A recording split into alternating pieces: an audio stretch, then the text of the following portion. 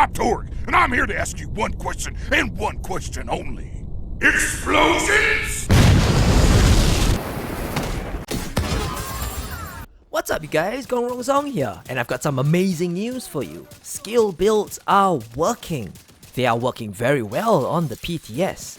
I don't know if they're the most efficient, but I've managed to clear another 3 level 4 control points with this Michael Bay medic build.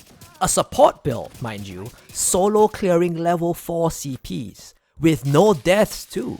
And it was very fun, lobbing mines left, right and center at the enemies. So why exactly is this called the Michael Bay medic build, and what is its role? Well, with the recent buffs on the PTS to the Merciless exotic rifle, and with the addition of these new skill batteries, I was able to put together a high level skill build that revolves around explosions, that not only do a respectable amount of damage, but were also fantastic at getting enemies out of cover. And you will also be throwing a great amount of heals around. Yes, a healer and explosive build. Let me show you why this is now possible with the gear loadout. On the PTS, I was able to achieve 2817 skill power for my Seeker Mines, 3476 skill power for my drone, and a 10-second cooldown for both, without needing any skill power or cooldown reduction talents. Let me repeat that again. No skill power or CDR talents were needed, and let me show you why.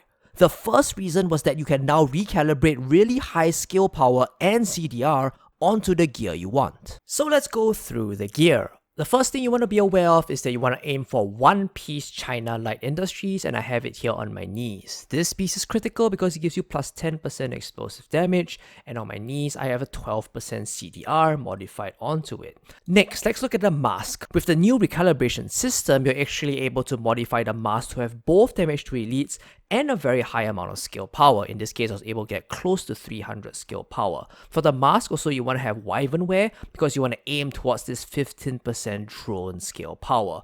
The other piece of Wyvern wear that I have is on the backpack. So I have 2-piece Wyvern wear for the 15% drone skill power. On the backpack too, I have 6% CDR. These two stats, if possible, I would prefer them to be reds, but I was not able to roll the reds. You don't really need blues on this build because you don't need any additional health or armor. You want to be putting out more damage if you can, so anything with weapon damage or critical hit chance would be fantastic.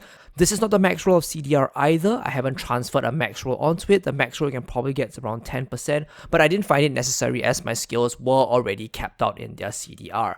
The talents you want to have on your backpack is on the ropes, because as you throw your skills out, on the ropes will continuously proc, and of course destructive. For your chest piece, you can aim for a Providence defense plus 10% skill power, and again you want to put as much skill power modified onto it as possible. Here I was able to get 900 plus. Perhaps you may even get 1000 plus when the patch hits. Up to you guys. For your holster, you want to go with an Araldi Holdings holster because it's able to give you both an attribute and a talent, whereas most other holsters don't give you talents at all. I believe the other alternative will be a Fenris holster, as Fenris also gives you an attribute and a talent. But as you can see here, Araldi can naturally roll with both destructive and CDR. I don't even need to change anything about this. Araldis also can roll very high amounts of skill power. As you can see here, Araldi's 800 over skill power with, again, destructive. It's up to you, but I found in this ideal scenario CDR for this specific combination, CDR was better on the holster than skill power.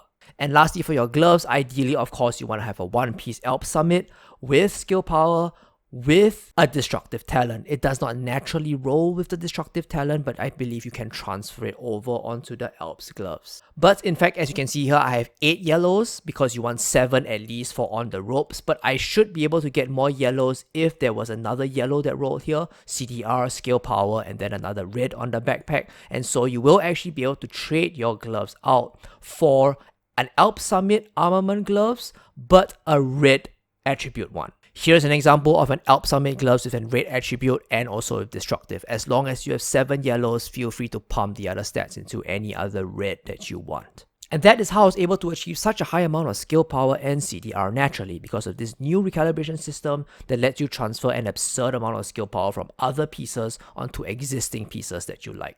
But that's just the first reason. The second reason is due to these new skill batteries. If you haven't seen them yet, they are mods that can be equipped in any slot of the respective skill. and boost that specific skill power. Over here you can see that on the drone I have one that adds 932 skill power, and on the Seeker Mine I have one that adds 713 skill power. This allows me, with only a base of around 2k skill power, to access almost all the possible mods of these skills. Awesome, right? You can see on the Seeker Mine that it has a total of 2.8k skill power, and the drone 3.4k due to the added bonus from the 15% Wyvern brand set.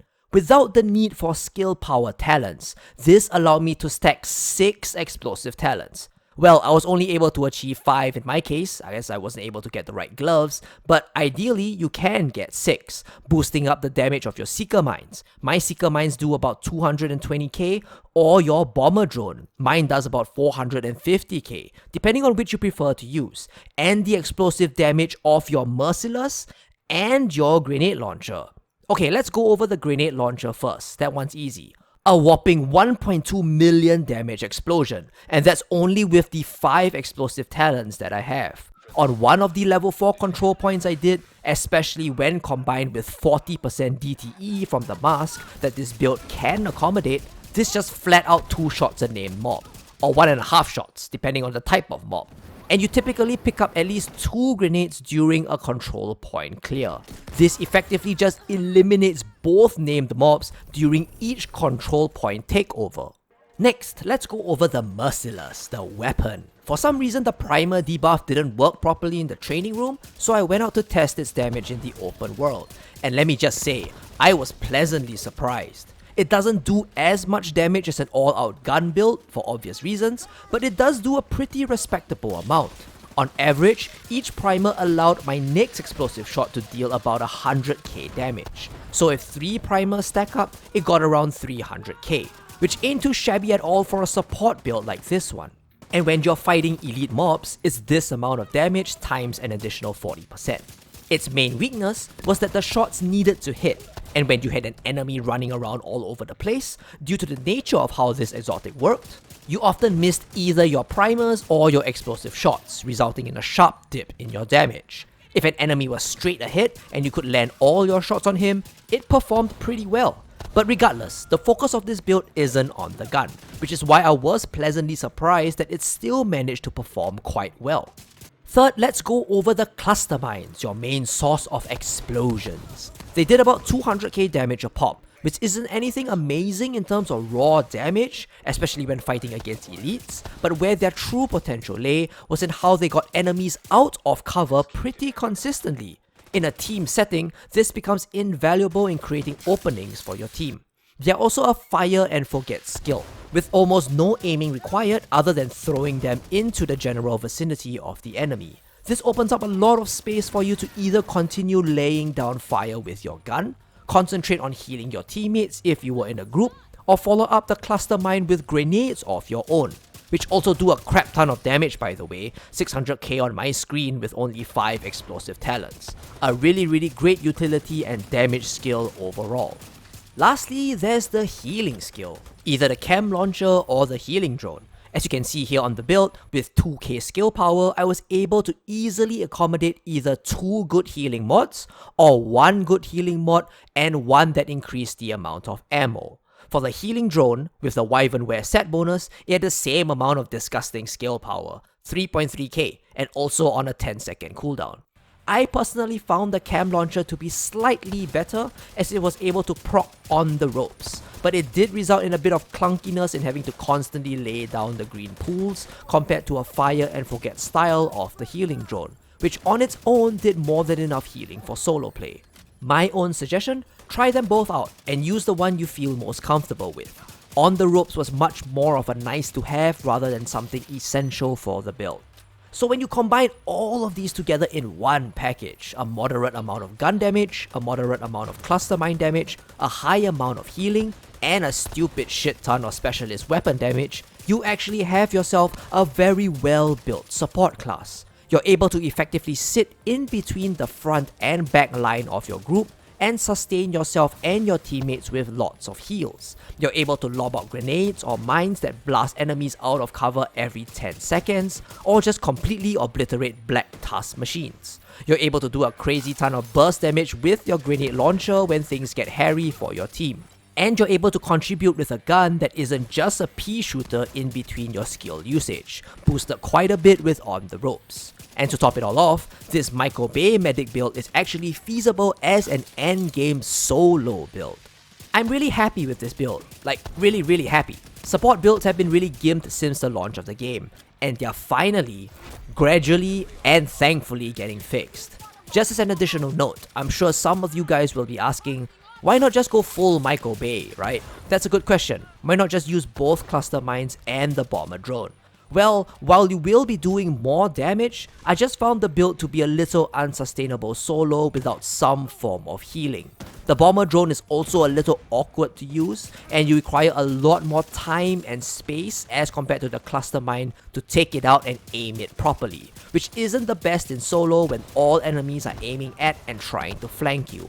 If you feel comfortable with it, however, in a group setting with another dedicated healer, feel free to use both bomb skills and just go full out Michael Bay. And before I forget, as an added bonus, if you guys can already sense the potential of what this skill build represents, you can also choose to, for example, retain the same amount of skill power, switch out to the survivalist spec for the Mend the Seeker mines and increased healing talent, and run with 2 healing skills between the Mender Seeker, the Fixer Drone, and the Cam Launcher, and be an all-out healer that can not only have healing skills with a high amount of skill power, but can also do a lot of damage with the gun. All you need to do is replace the explosive damage talents with hard-hitting or devastating, and boom, you got yourself a medic that has 100% DTE and some added weapon damage. Amazing, right? I don't think I'll be doing an entire video on this healer build as it's pretty straightforward, but I'm pretty damn sure that with 2 skills healing yourself, the gun spec medic will be able to easily solo level 4 control points too, and also be pretty damn effective in a team setting. I hope you liked this Michael Bay medic build. If you did, consider checking out my other videos on the Division too. You may just find something in there to help you out with your own builds. As always, thanks very much for watching, and I'll see you in DC.